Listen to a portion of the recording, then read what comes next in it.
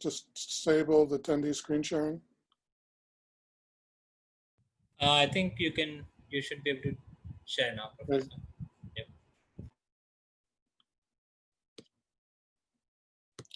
Okay, so we're going to talk about this AutoRL project.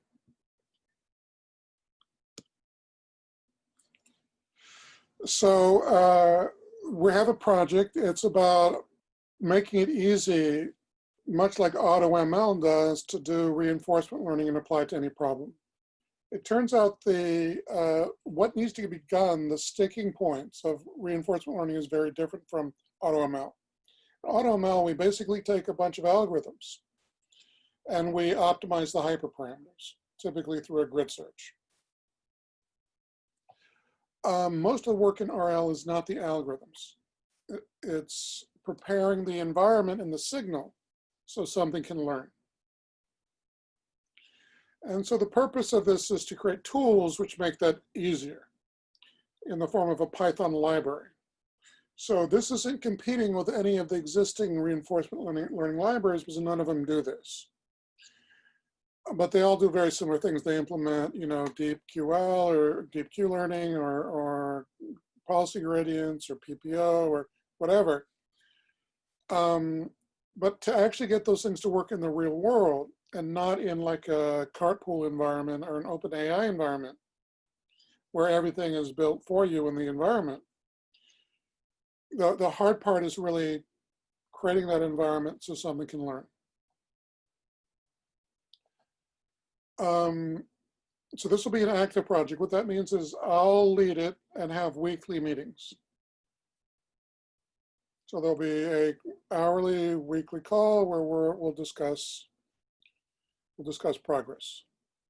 So the expectation is maybe you don't go to every meeting, but you come to most meetings and you make progress. We're going to do very similar things in my course. So the deep learning and reinforcement learning game engineering is going much deeper into deep learning, much deeper into reinforcement learning that's done in the other classes. It doesn't have to necessarily be done in games. If you already have experience in games, you can use Unity or Unreal. But games, you could consider the stock market a game. You're betting money and you're trying to get the most from the money. There's also a bunch of built-in environments already that implement games in Python, in OpenAI. So you don't really have to worry about building the games. If you have the background in Unity, if you have the background in Unreal, you can do it for games.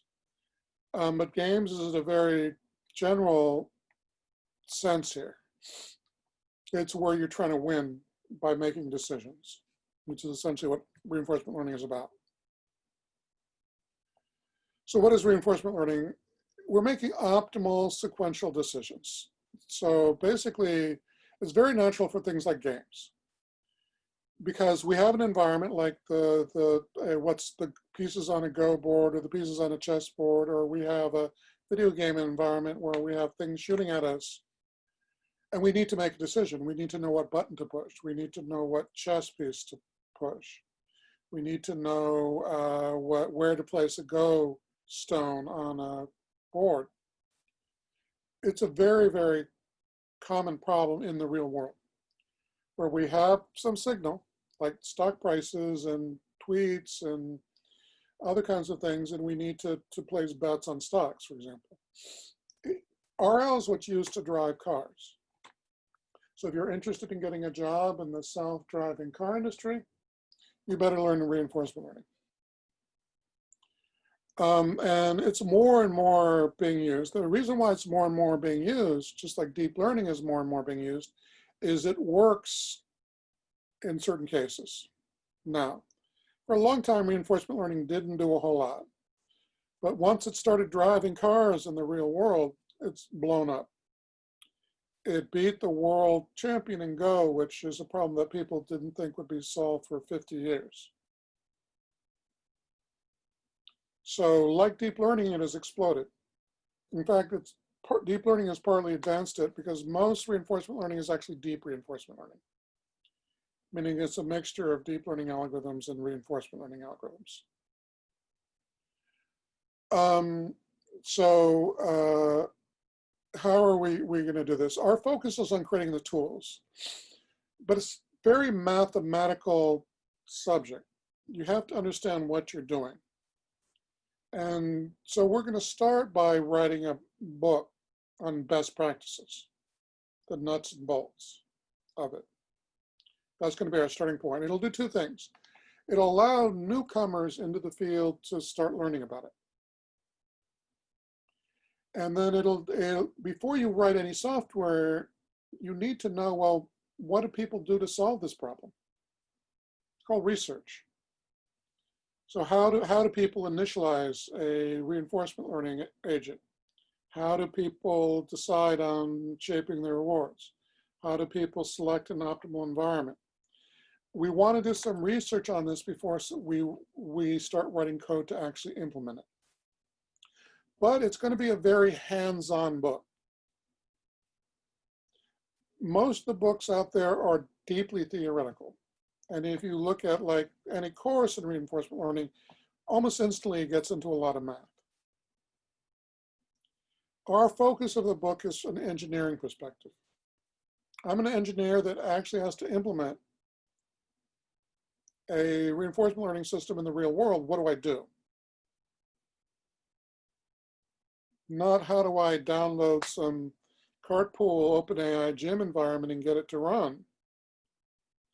But given a problem, how do I frame it so I can solve it using reinforcement learning?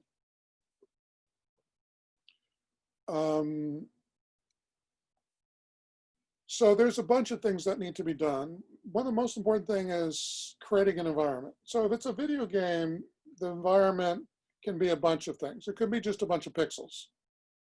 But pixels don't give you as much information as knowing what is shooting at you and where it's shooting and what angle it's shooting at you from. So creating environments is a data pre-processing step. For some reinforcement algorithms, all the input has to be categorical. For others, it can be continuous. Same for the rewards. So for example, if we have data which is not categorical, and we want to use a reinforcement learning algorithm that only takes categorical data, we're going to have to split something like housing prices into high prices and low prices. But that's a mathematical question. Where do we make the cut? Do I just do two?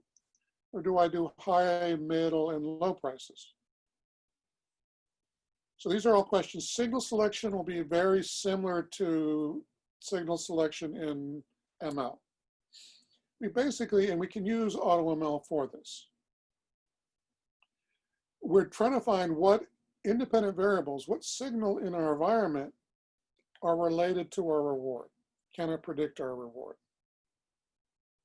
Engineering means we create new features. Again, we want to do research on this. And then we want to try it. How would we try this? Well, how would we know if we recommended a feature, whether that feature helped? Well, we would try it. And if it improved our reinforcement algorithm, which is typically the overall reward at the end that it gets, then it helps. If it didn't, it doesn't. Weighting rewards is important because it turns out that in the real world, we rarely want to optimize one thing. We have a bunch of things. We have a bunch of things. The signal that reinforcement learning has to be one signal, like a dependent variable. But for example, with chess, in chess, they give like 1 point for taking a pawn and 5 points for taking a knight and 7 points for taking a rook and 50 points for taking a queen. But the ultimate reward in chess is to beat the other person, to get a checkmate. So one could give, 1 point for a pawn and 1,000 points for a checkmate. But then there's an issue of why 1 point? Why not 3 points? Why 1,000? Why not 500? And that's what's called weighting rewards. And like the other signal selection, we would want to see if we reweight our rewards, do we get a better overall outcome? This is extremely important in reinforcement learning for a couple reasons. One is reinforcement learning tends not to work well when the reward is too far in the future, because it doesn't get enough signal. So we need to create more local signal. But if we do that, we actually have a bunch of signals. So then because it only optimizes to one thing, we need to figure out how to combine all these signals that we want into one overall signal. That's called reward shaping and then reward weighting. A basic question is, I have this problem. I want to buy stocks with RL. What algorithms are appropriate? I want to play Pac-Man or Doom with RL. What algorithms are appropriate? I want to create a recommendation system with RL. What algorithms are important? So that's another thing that we would work on. Again, we'll see how many people are interested in this project. But essentially, people would be given a specific thing to look at and write a chapter on. Initialization. So when we get into RL and when we talk about it in both in my class and in the weekly meetings, you'll find that it's all about the exploration trade-off. Meaning you probably try a few things before you decide on buying something. You may look at a few apartments to decide, well, is this good or not, right? I try a few cars. Does this drive well or not? And then, and again, it's usually a complex reward. The car, you're looking at things like its mileage, how good it looks. Can I afford it? Is it fast? Can it go on? And you may weight those things differently. Some cars I personally cannot fit in. Sometimes when I take Uber and somebody drives up in a small car, it's like a clown car, trying to get in this little teeny thing, which is about half my size. So something like having a bigger car, like a Land Rover or something, is more important to me.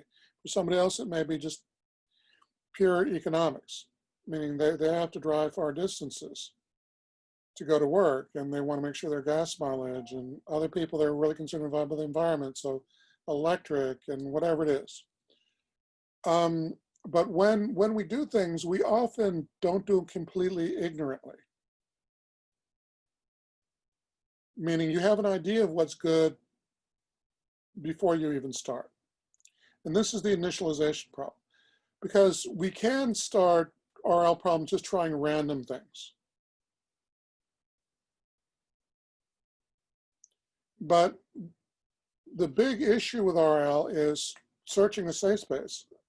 And so we can often use other methods to get a sense of, well, what value should we start at and explore from them rather than starting in a purely random way.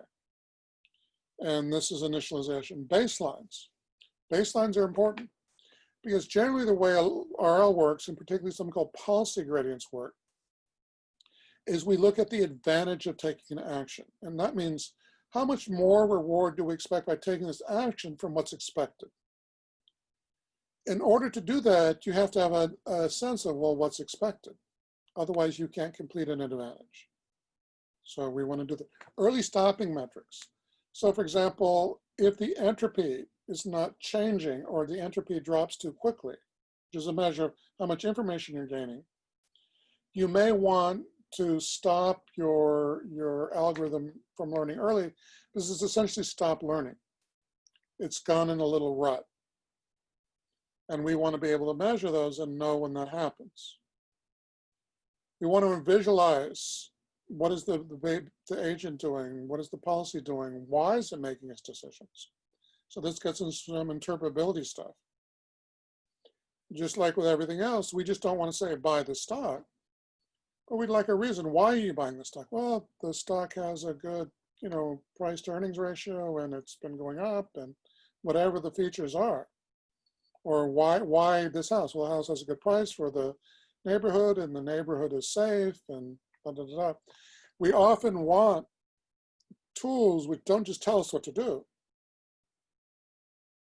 but give you reasons why it told you to do that. because that both helps us in learning, because if we know, well, it's always picking things which are in the right zip code. If it's always doing that, then maybe it's not doing the right thing.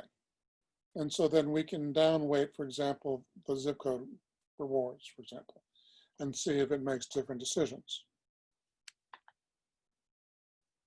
There's going to be a side project for Unreal Engine, but this is really for game devs, and particularly game devs who know Unreal.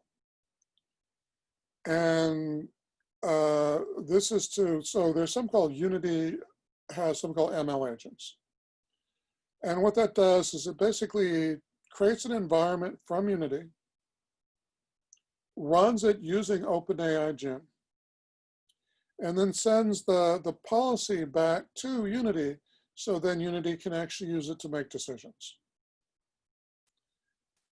This is something that could possibly be funded.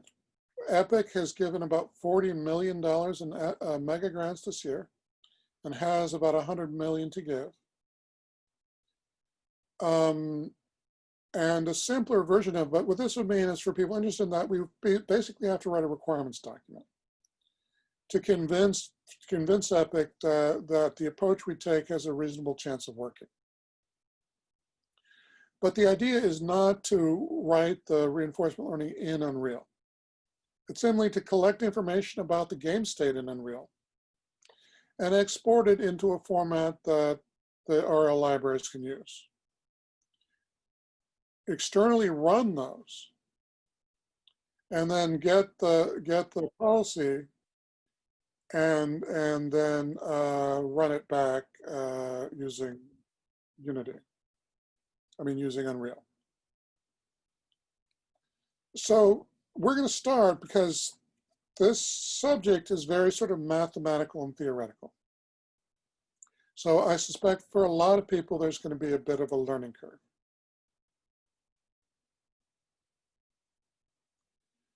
And we want to create a book, something like the nuts and bolts of deep RL. The reason why that is most RL books out there, particularly the most famous one, the Sutton and Bartow book, are very mathematical and very theoretical. We're looking for a practical guide. I want to apply deep RL to a real world problem. What do I do? What this means is you focus on one of the problems, like initialization, and see what other people have done regarding initialization. Normalization, what other people have done through normalization, through feature selection, and look at what other people have done. And then begin to write sort of a sub-outline for your particular chapter. Multiple people can work on a chapter. You may even suggest a chapter that's not in the current outline. We've seen other books written by skunks, and you can take a look at them. And we might switch to something. Jupyter just created something called Jupyter Book, which I haven't taken a look at, but it might be better. So the Git book stuff has some issues in terms of it doesn't really have professional level formatting, something like LaTeX would, because it saves everything to a language called Markdown. And that becomes an issue if you can make readable books, but they don't look like a book you'd get from Barnes and Noble. And particularly with some math, we really want formatting and things like that, that look good, because sometimes math is hard to read if it's not formatted properly. Further, just simple things like indexing. If we add a thing, we don't really want to add a number, we want it to automatically number for us, as we add references. Things like LaTeX can do that. I'm hoping this Jupyter book can do that, because currently it's a little bit of it's not, it's better, it's still, the Git books are okay, but they're not quite at the level of a book that you would buy from O'Reilly or wherever in terms of formatting. So what are the table contents? The first is just sort of what is RL? We're going to keep this very high level, meaning just quickly get to people the point. Why would I even care about RL? What kinds of problems can it solve? Actually, I'm going to go into each of these individually. So I'm just going to optimal stopping down to this list, go into each of these individually. So what is RL? Very basic stuff, very, very high level, and just some examples. Why do I care? Why do I care about this? How is it different from supervised learning? How is it different from unsupervised learning? How is it different from deep learning? And then references to Sutton Bar. If you want more detail, go to the classic text on RL. Optimal stopping problem. So optimal stopping problem is a problem that everybody has. You have to decide how many, for example, apartments you're going to look at before you actually decide to get an apartment. It turns out there's a lot of math behind this. That is, you can decide how many apartments should I visit before or how many people should I date before I decide to make a proposal, or anything where you're shopping and have to make one decision. This is called the optimal stopping problem. And understanding the optimal stopping problem gives you the mathematical intuition to understand the exploration trade-off. And you do that all this time. When you went to a university, you have this problem. There's all these universities. You can't look at every university in the world. So how many universities should I look at? Should I apply to 2? Should I apply to 5? Should I apply to 10? And there's actually a lot of math behind this. So for people who are interested in this, there's a great book. I'll reference it later that discusses this in detail. I think if you just listen to the first 2 chapters of that book, you'll learn enough about the problem where you can begin putting it in your own words and writing about it. I forget what the book is called. I have to look it up on my.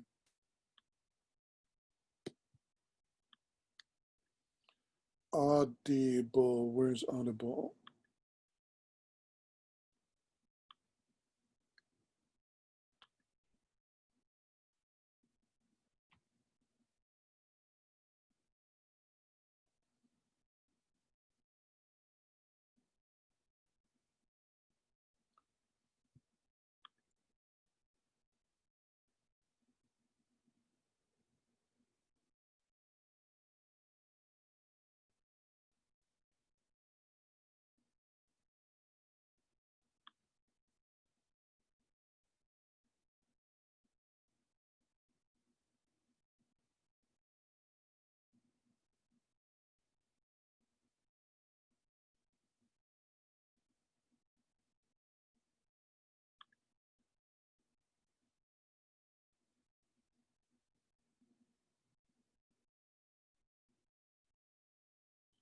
Algorithms to Live by Brian Christian.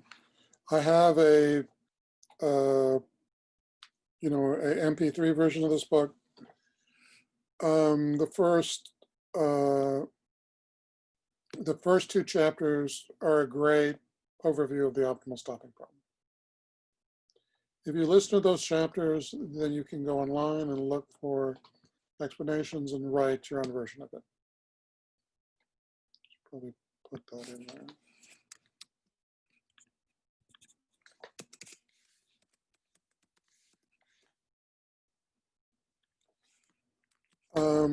Okay. Multiarm bandits. Full reinforcement learning is used for things where your decision affects the environment. So for example, if I make a move in chess, I have a different position. There's a term in chess called a gambit, in which you sacrifice a piece to get a better strategic position. Multi-arm bandits are for reinforcement learning problems where your actions don't affect the environment. And it's a simplified version of the reinforcement learning problem. Sometimes this is all you need in order to solve real-world problems. Sometimes your actions don't have a large effect on the environment, particularly a very complicated environment. Like if I'm buying a stock, It's not clear that certainly a lot of people buying a stock will affect the stock price. And my buying the stock might infinitesimally affect the stock price. But I can probably ignore that little effect that I have on the world and make the problem simpler. But understanding multi-arm bandits is really important to understanding reinforcement learning. So we want a chapter on this. Again, we want it at a high level and then refer people to the Sutton Barter book in detail. Further, we want real world examples of using multi-arm bandits rather than true RL to solve a particular problem. We want something at a high level to talk about what are called tabular or value-based methods. These are the most popular, which is something called Qlearning. This is where we have tables of actions and tables of states. We just want people to know what do we mean by a tabular solution method? What do we mean by a Q table? What do we mean by a Q value? What do we mean by the Bellman equation? What do we mean by value-based versus policy-based? This is for an engineer, just what they need to know about this to do it. If they want more detail, they can get gory detail in all these books and things on reinforcement learning. But this is really geared towards quickly getting people to understand what is the idea here. We want to explain on policy and off policy as well as model-based and model-free. And at a high level, model-based is just when the agent has a concept of the world, and model-free is when it just purely takes actions and learns from its actions. There's no concept of the world. Again, we do that at a high level and refer to the classic book for more detail. But we want people who use this to know some terminology. Policy gradient methods, we want to explain what a policy gradient is, what a policy method is, and then at a high level, and then go to the Barton book for more detail. Okay, environments is when the nuts and bolts starts. The Barton book doesn't really say anything about exactly how to construct an environment. And this is where the great value of this book is. Nor does really anyone. I found 2 YouTube lectures on nuts and bolts of enforcement learning. But this is critical. If you can't create an environment, you can't do it. And the problem with a lot of the teaching materials for reinforcement learning is they use these OpenAI gym environments. So if we look at OpenAI gym,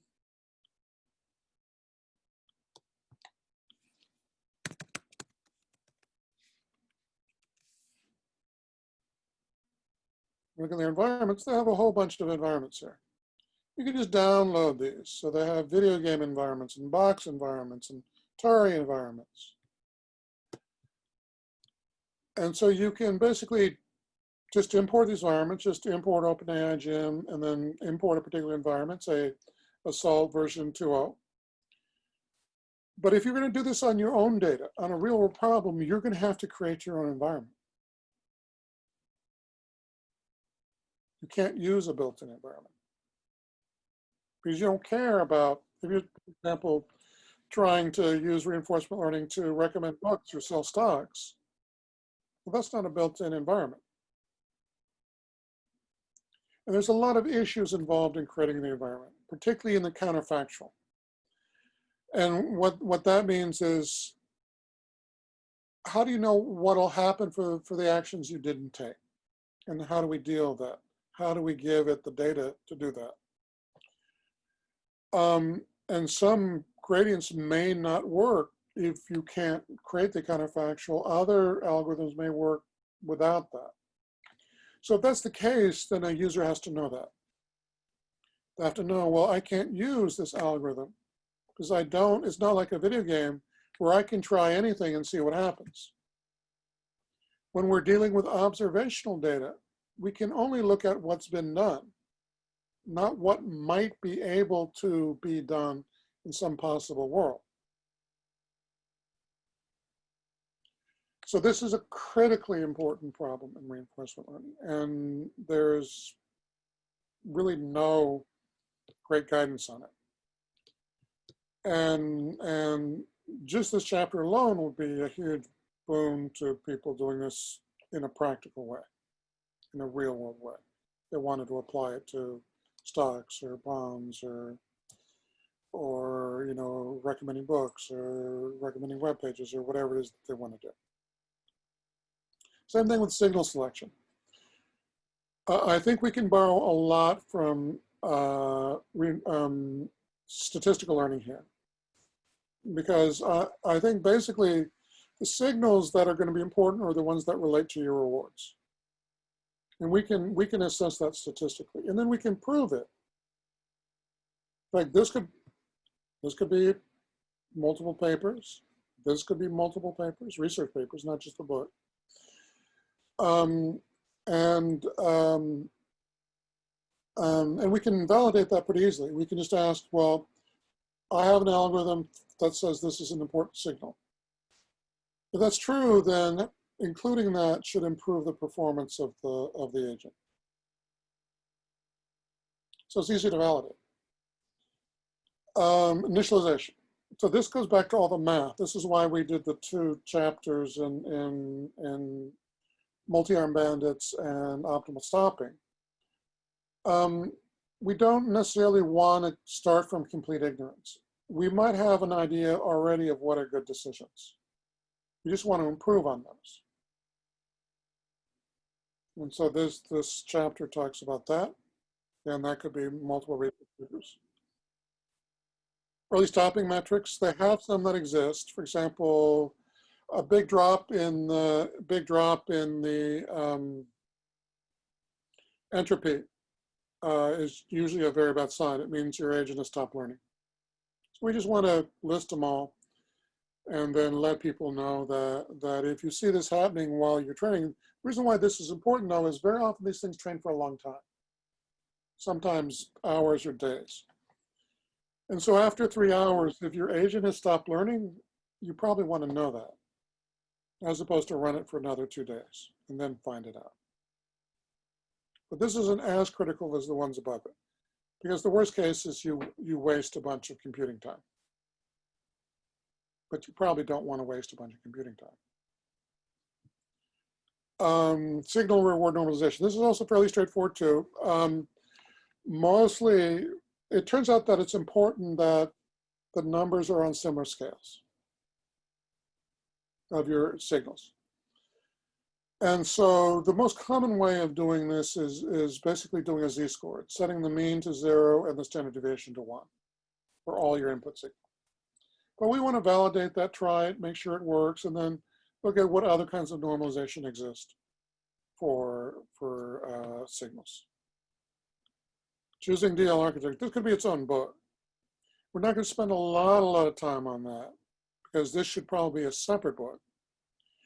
But nearly every reinforcement learning algorithm in every library is actually a deep reinforcement learning algorithm. What that means is what's calculating the values, what's calculating the policies, and the distributions are all deep learning architectures. And what that means is deep learning architectures are very complicated things. They have activation functions, and they have layers, and then you have RNNs, and you have CNNs, and you have semantic segmentation, and this. This will just be a fairly high level on sort of why might. For example, we might want to use a semantic segmentation on a video game, because then we can look at not that this is a pixel, but this is an alien, or this is a Pac-Man, or this is a gum, or something like that. But this itself, how do we choose a deep learning architecture is a huge problem. We just want to give some general guidance on this in the context of reinforcement learning. We're specifically going to talk about Tensorflow Agents algorithms, because this is the library we're going to test everything on. This library that we're writing and this book that we're writing should be useful for anybody doing reinforcement learning with anything. But we're going to validate it using this particular library. So we want to particularly explain what is a deep Q network? What is a enforces about the simplest policy gradient that exists? What is PPO, et cetera, et cetera. This is high level, but just quickly, well, what is this? How's this different from this? We don't want people just to look at these as names and have no idea. So for example, what is the input of this? What is the output of this? What is the input of output of this? It's important because for some things, the input has to be categorical. For others, it doesn't. It could be continuous. So we'd want to know that, because in order to use it, you'd have to know, is my data going to fit this? But that's pretty straightforward because explanations in the original papers for all these things are there. And we talked about a little above. We want to explain what value-based and policy-based is. Then we want to look into visualizations. It's how are people visualizing what's happening? And this also begins to sort of go a little bit into the area of interpretability and the explainability, and even the causal inference. Because we would want to know sort of, how's our agent behaving? Is it stuck in a rut? Is it learning? How do we visualize that? Those kinds of things. This book is going to be organized a little bit differently. I'm hoping, expecting a lot of authors, and this may be a model for other books. But if we look at a conference book, like this one, you notice that every chapter has different authors. So there'll be editors. So typically I'll be one of the editors and there may be a couple more editors. So when we write a book like this, the editors are the ones who are listed first because they get involved in every chapter and giving it feedback. So what they don't do is they don't list 50 authors, because that's just sort of awkward. Instead, in this style of book, the editors are listed.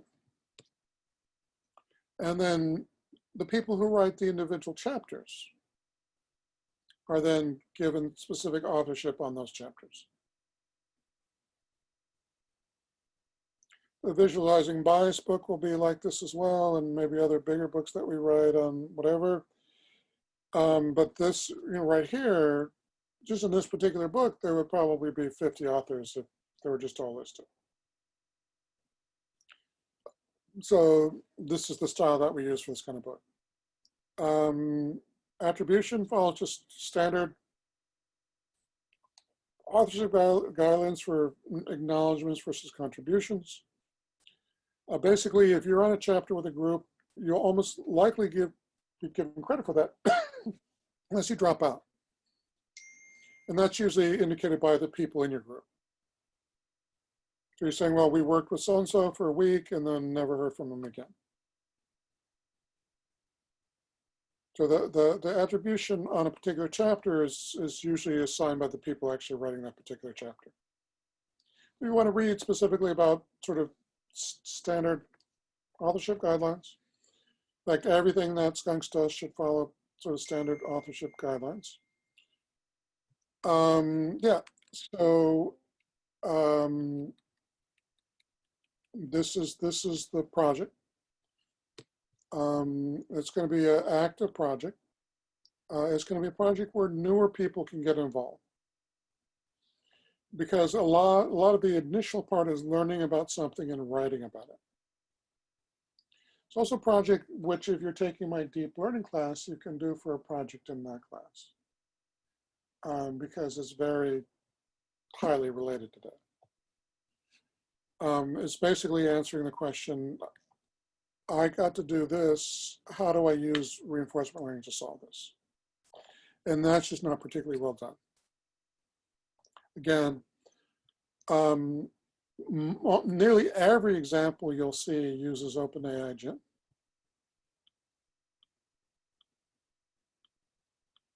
But if I wanted to do this for stock data, I'm going to do a lot of digging. How do people do that exactly? How do people set up the environment? How do they set up the signal? What do they do this? How do they check stationarity? What do they do about stationarity? What do they do about this? What do they do about that? And that's what our book is about. It's really, you know, hands-on, nuts and bolts. I have a particular problem, and we're going to focus primarily on two kinds of data initially, tabular data and image data.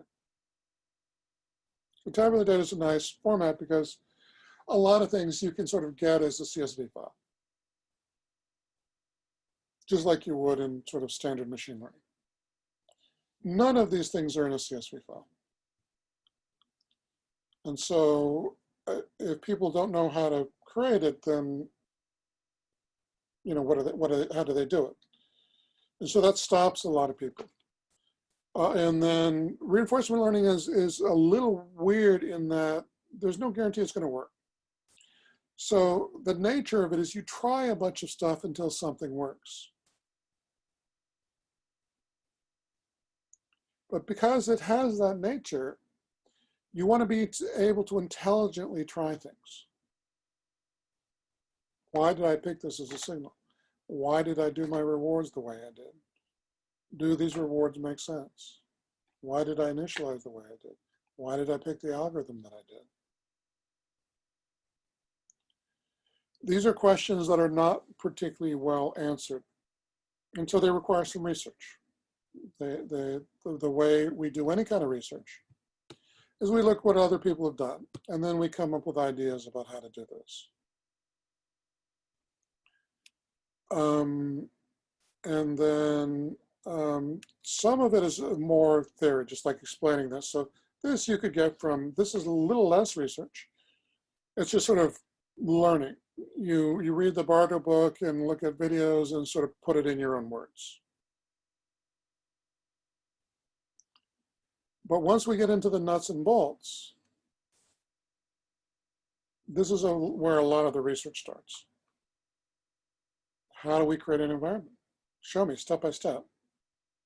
I have this Excel file. I want to put it into an environment. What do I do?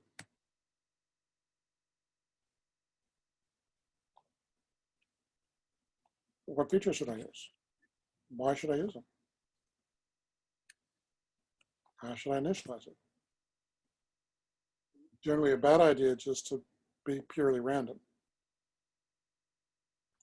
Because part of the problem with this is we're searching a very complex state space.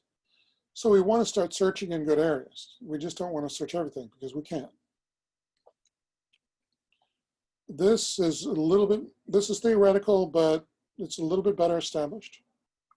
We're basically measuring whether something's continuing to learn or not.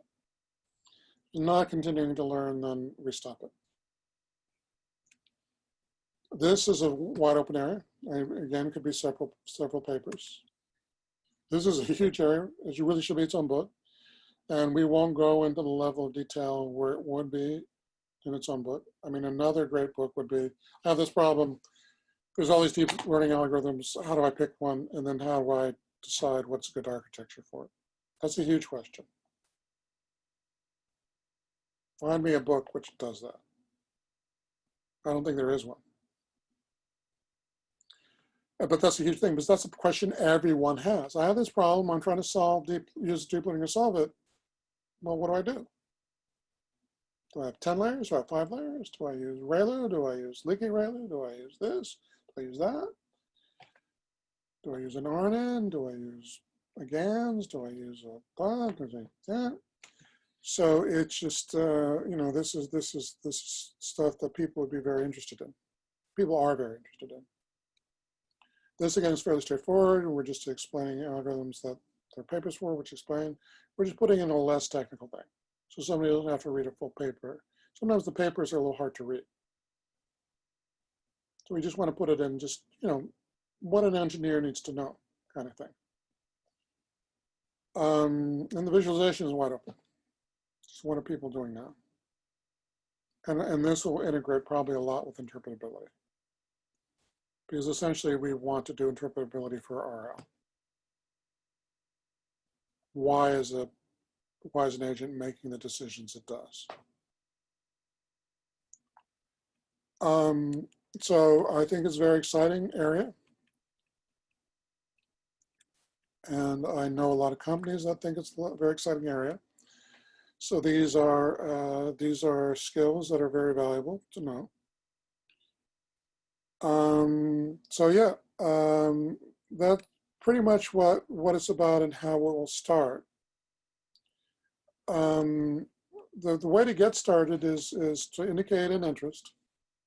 And then in our first meeting, we'll sort of hash out sort of assigning people to groups depending on their background and their interests. And then you can always propose your own, meaning, oh, I think you missed doing this. And if it seems reasonable, that's something that somebody would want to know, then we'll add it as a chapter. The order of the chapters may be rearranged a bit, but it doesn't really matter at the beginning because the subgroups are pretty much working on them independently. We can think of it like a bunch of little books. So for example, this book here,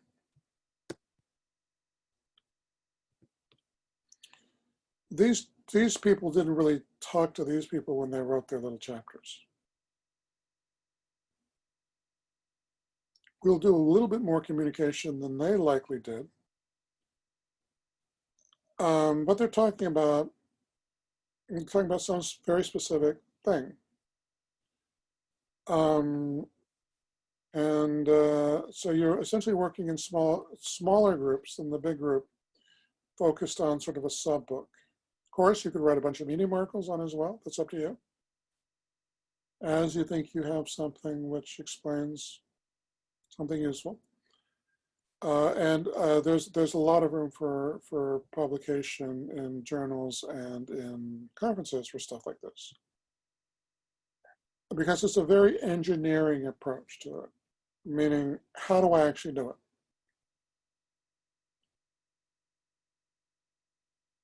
I don't just want a drawing of a bridge. How do I actually build it?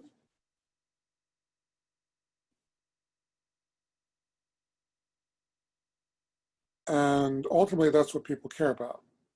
Can you actually build this thing?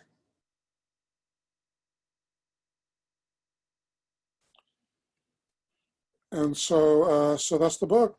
Again, we may play with different formats because something just came along called, I think, Jupyter Book or something, which may be a little better, but that's not the critical issue. The more important issue is really sort of digging in deeply into a subtopic of RL, becoming expertise in that, and then as people write the other chapters, it'll be easier to develop expertise in the other things because they'll be well written and clear. So what is a policy? What is a Bellman equation? What is a Markov process?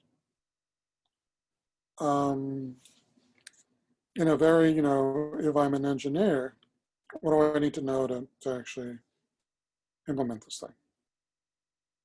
That's sort of our framework in that context.